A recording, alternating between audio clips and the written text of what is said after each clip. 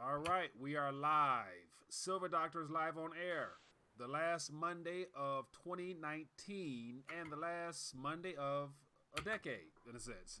So, with that being the case, my name is Mike, co-host of Silver Doctors live on air. My better half over here, Mr. Half Dollar. How are we doing this afternoon, or soon to be afternoon? Doing good today, Mike. How you doing? It's a nice, cold, rainy Monday to usher out the 2019 and ring in the new year all in the same week here. So this is going to be quite an interesting week. Yes, it will be. Indeed, it will be. So, with that being the case, let me check in with the chat to make sure everything is running smoothly, make sure everybody can hear us, and then we'll get right into this live stream. And so, there's going to be a lot of things worthy of talking about. So, we got Finance Freak says, "Well, I don't think Trump can rig this until 2020 elections, but I've been wrong for 4 years on banks." We got Gooseneck. We got N2 Rad from the UK. We got AG47 Liberty from Las Vegas. We got David. We got Matt. We got Albert. We got Jason, Brian. So a good amount of people tuning in thus far. I appreciate you guys taking time to join us. So with that being the case, Mr. Half Dollar, let's kick this thing off. What do you want to touch off on first? On the dark side, we got to touch off on the dark side first, Mike. So I don't like to go down this route, but this is not priced into the markets right now. And just over the weekend, there's a lot of violence going on. And I'm talking about random acts of violence, and I'm talking about officially U.S. sanctioned violence. Mm-hmm. So, we've been talking about, violent stuff that's been happening here and there during our live streams. Mm-hmm. Hold on. I see him weak audio too low on your end, Mike. All right. Let me figure some stuff out here. It should be good. Anyway, but you go ahead and keep talking. So I see my bars moving, so I should be good. I'll move the mic up some. Okay. If we can get a thumbs up in the chat. We've been talking off and on just about the crazy violence that's been happening. Like, remember we were talking about Airbnb one time and just talking about these random acts like that happen. But now it's like there's nowhere safe anymore with all these like religious gathering acts of violence that are going on. And two more just happened over the weekend. And they're interesting for a couple of reasons. One of the questions is, well, if you're not safe in a church, where are you safe, right? That's question number one.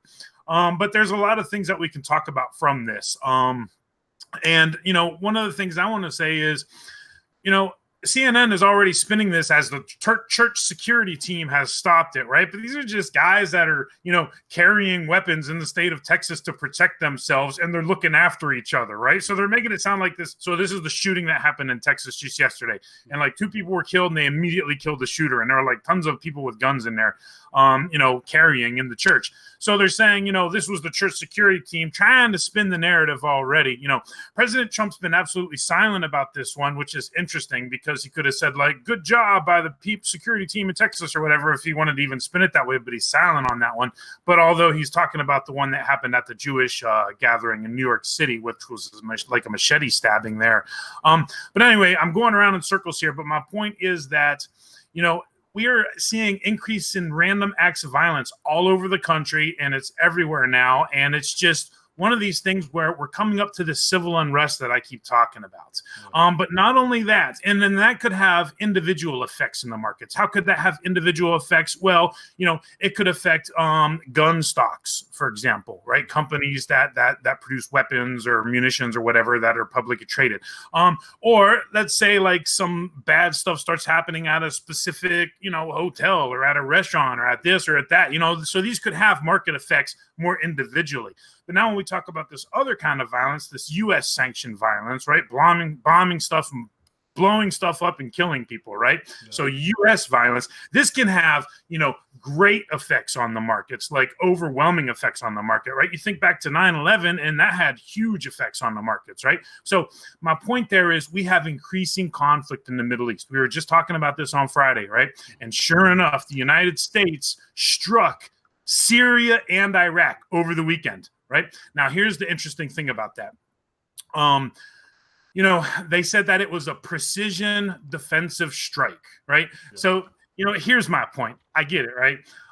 You're defending yourself, but, if I go and park a tank, right, on your yard, and I point the cannon at your house, right, and then you throw some rocks at me, and I fire off the cannon at your house saying I was defending myself. Well, I mean, it's kind of messed up, right? Like, if we weren't in Iraq in the first place, we wouldn't be having to defend ourselves in Iraq. Do you see what I'm saying? Yeah. So it's like just that part of that war racket, war machine. And, things get blown up, people die, and it's just not good, right? But this is not, the world is not prepared for this. Oil is slowly creeping up, right? There's what they call a fear premium. And I think a fear premium is going to start coming back into oil. And then just overall, what happens if war just in general escalates and then we're actually engaged in an actual war again, right? An actual declared war again. We're blaming Hezbollah, we're blaming Iran, because apparently some missiles were fired into Taji in Iraq. So it's just a mess all around. But my overall point is we're seeing individual random acts of violence all over the place, and we're seeing systemic state-sanctioned acts of violence picking up big time. That's where I wanted to start today. Markets are not ready for this. Thoughts on that, Mike? Well, I am not surprised, to say the least. I think one of the things I mentioned prior to the year coming to an end is a matter of how they want to bring the new year in, and it looks like they want to bring it in with a little bit of violence, and somebody mentioned in the chat false flags, so I'm not surprised, to say the least. Yes, I wouldn't be surprised, to say the least either, because, you only get what we're told, right? So what we're told is they launched 30, missiles in Taji or something like that. That's what we're told, right? And then we're also told what they did in response. So, whether that's all of the right story or some of the right story or complete fabrication, we don't know that one way or another. Yeah. And I'm still seeing that you're low here, Mike. Yeah, so I have so apart from the lag, so let me see here. Let me try to correct some things. So other than that, we got to work around it because I made some adjustments. And let me see here, because the lag and stuff like that. So things I have to correct on my end, but we'll keep it moving. But feel free to go ahead because it shows some lag on my end. So here. But anyway, keep going. Okay, sure. I will keep going. So, my point just with that is, yes, it looks like we're about to have chaos here this week. And I called it interesting uncertainty is what I called it this morning in my writing. Because, there could be some repositioning here at the end of the year, because there's still 2 days left at the end of the year. Then Wednesday's the market holiday, and then there could be new positioning at the start of the new year. So this could be a very interesting week for the economy and the markets, and it's starting on a chaotic front with all the stuff that happened over the weekend, including the stabbings, the shootings, and the U.S. bombings in Syria and Iraq. So that was just the first thing that I wanted to hit on there. If you're ready to move. No, so as you were speaking, I pulled up just a little CNN. The first thing popped up, I typed in Iraq and Syria. And so you got U.S. strikes, 5 facilities in Iraq and Syria linked to Iranian-backed, ad popped up, Iranian-backed militia.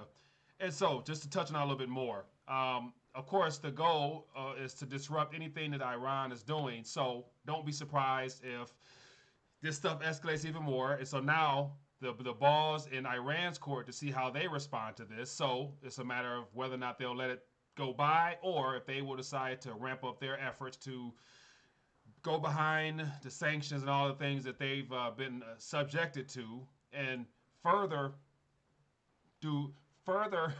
their advancement with China and Russia and all the deals that they're already doing to basically go around the dollar and de-dollarize. So that's what I anticipate hearing more of. So we'll see. Yep, we will see. So yeah, I mean, I keep going back and forth in the chat here because I keep looking.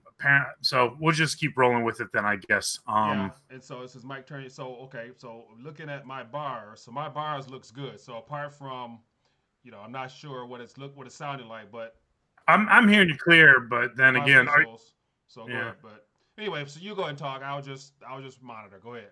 Okay, is your hangout set to your mic? Exactly.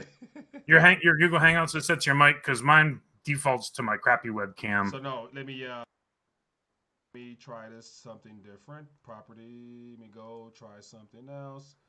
All right, so I'm using my typical microphone, and my bars are green, so everything looks good. So yeah, it's one of the things where it looks good, but we'll see what people say. Yeah, we will. Okay, well, we'll roll with it. So point number 2. This is just interesting for a couple different reasons.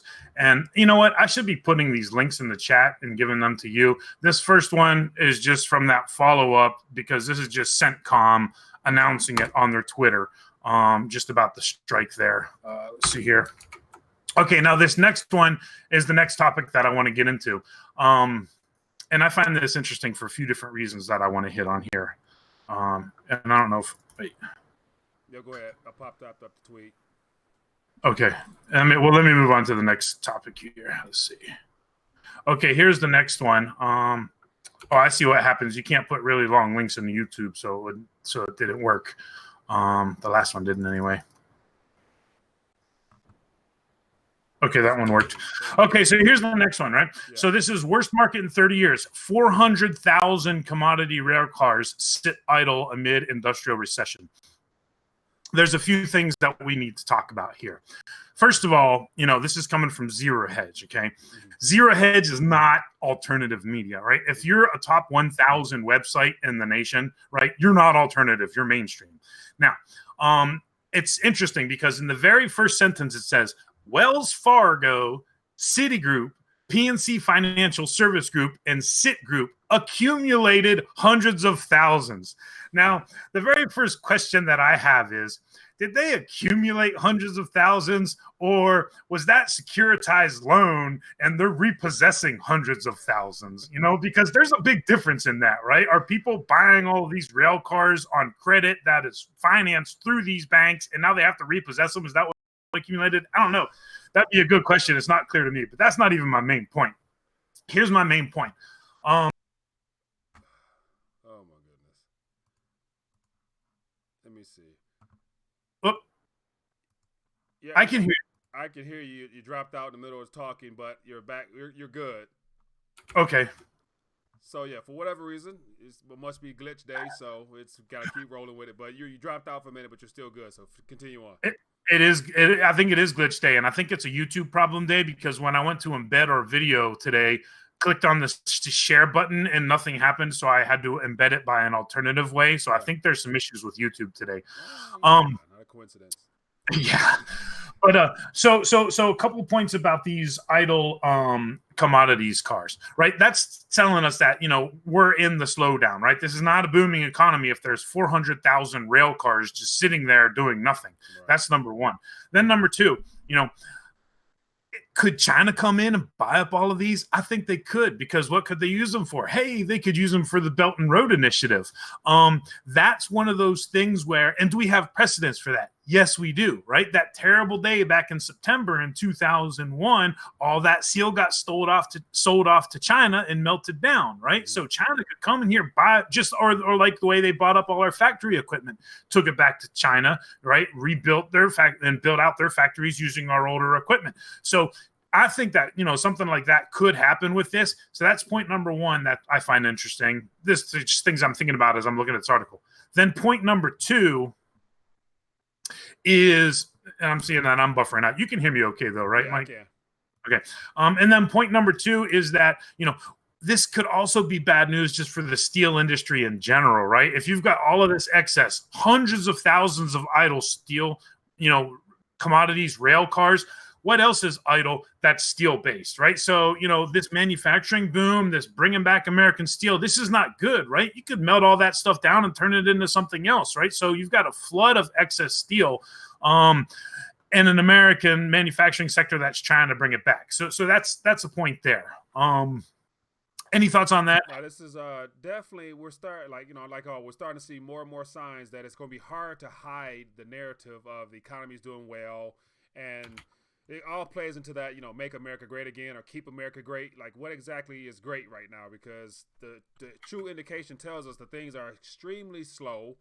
And this isn't mentioned in the fact that with this backup of steel products such as this, when it comes to the people who actually put those together, the employment side of things, eventually, like, this is another thing that we're going to end up touching on, I'm sure. But into 2020, like last year I talked about how, auto manufacturing was extremely slow.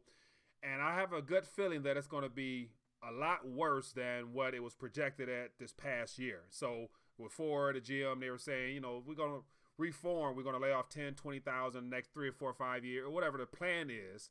I think those plans are going to be disrupted, where there's going to be some announcements probably within the next 2 or 3 months about some major layoffs or restructuring or whatever they're going to call it, which is going to be hard hard to hide out of the mainstream news. So, Mm-hmm. more indications that there is no making America great again, whatever that was meant to be. No. To do. No, it's rallying, it's the Titanic, right? And the Titanic, that's what I think America is. The Titanic sinks, right? And that's why I've said all along, I don't think it even makes sense to rally behind the captain of the Titanic, because we know what the end is to that. Yeah, yeah, make Mike. Make Mike.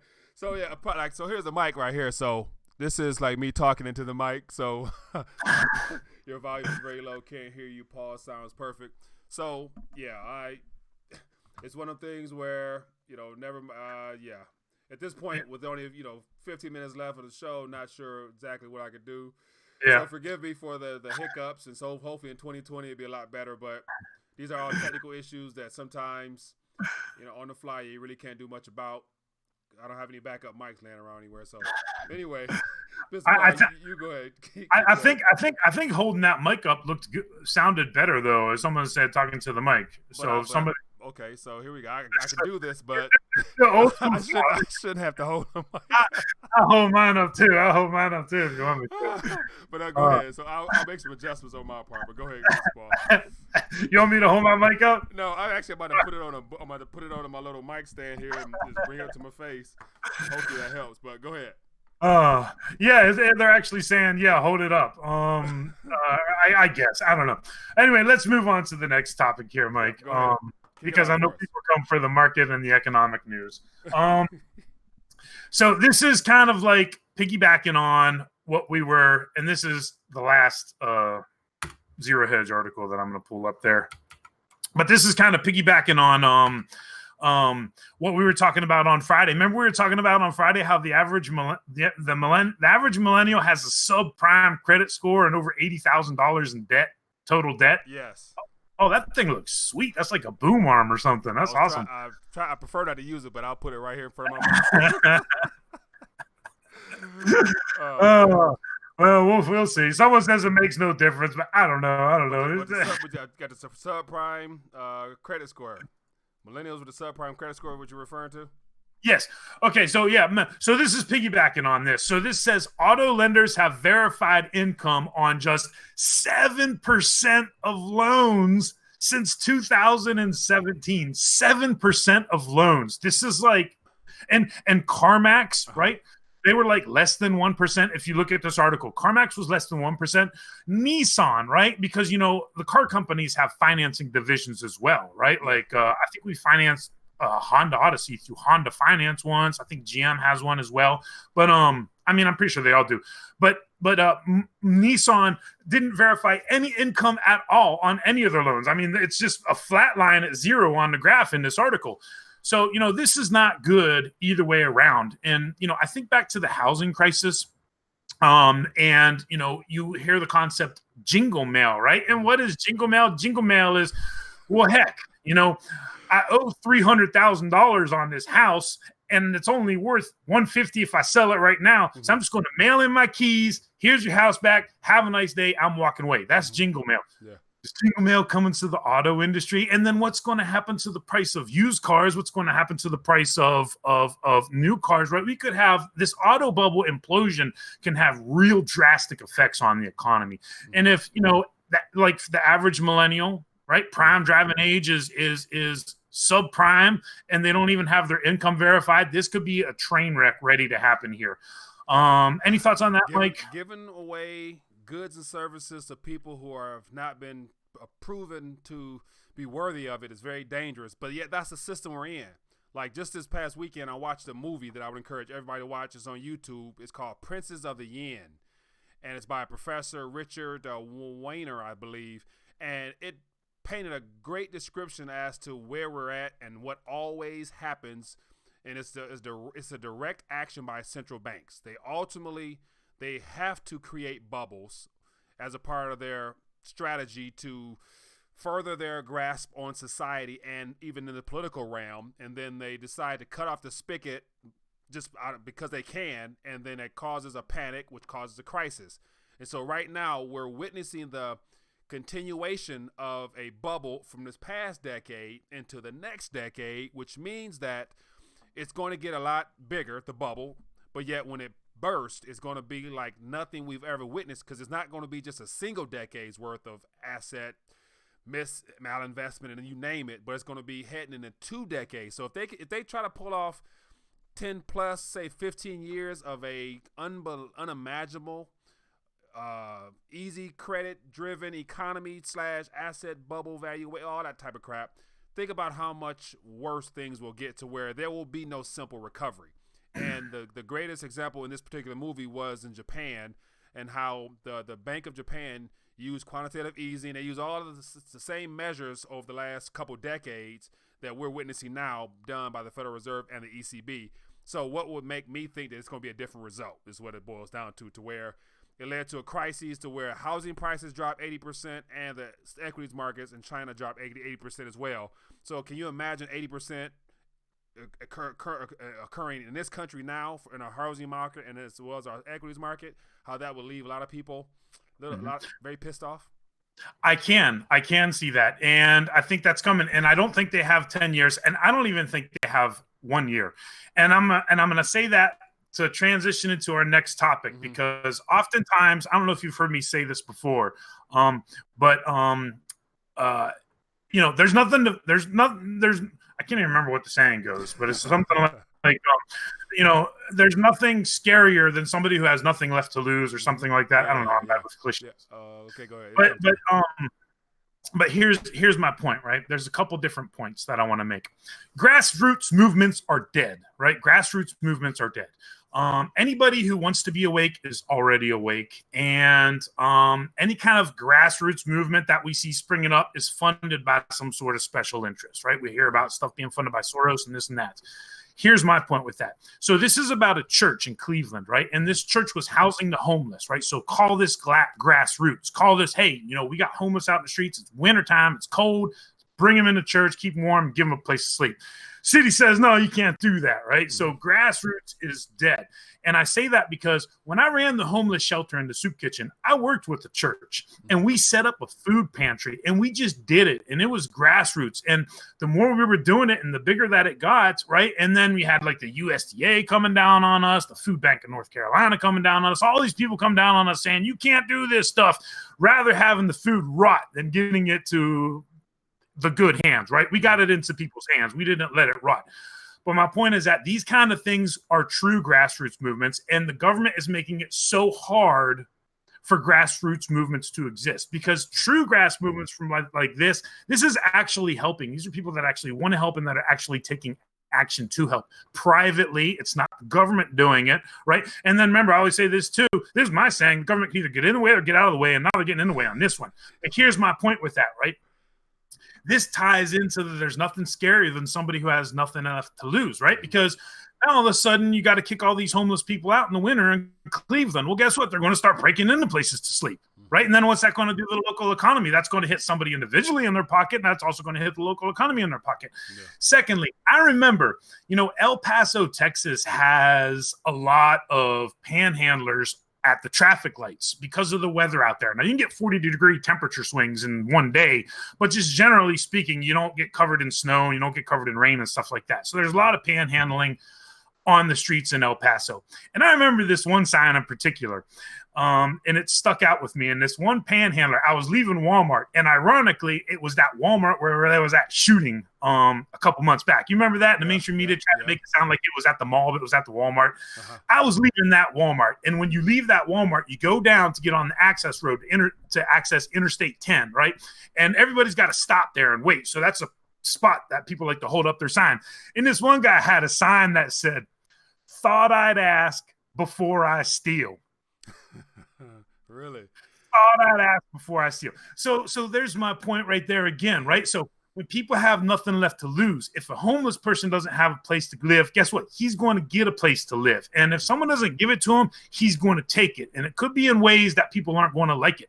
If somebody's going to drink, right, and if he doesn't have the money to drink, he's going to drink whether you give him the money or whether he steals it from the store. So my point is just that this depressing, like this recessionary economy, this slowdown that we have in the economy, and then this increase, and people are just saying, I don't give a dang anymore because I'm going to look after me now because, I can't get any help from the government. I can't get any help from the people. The government won't even let the people help. So I'm taking matters into my own hands. This is a scary development, Mike. Yeah. This is what we're looking forward to. So combine that with all these random acts of violence on top of that. And I mean, I do not have a good outlook for 2020. I don't want to, doom and gloomy, but that's my outlook, Mike. Hey, but that's real. But what troubles me most about that article is the fact that it's a church.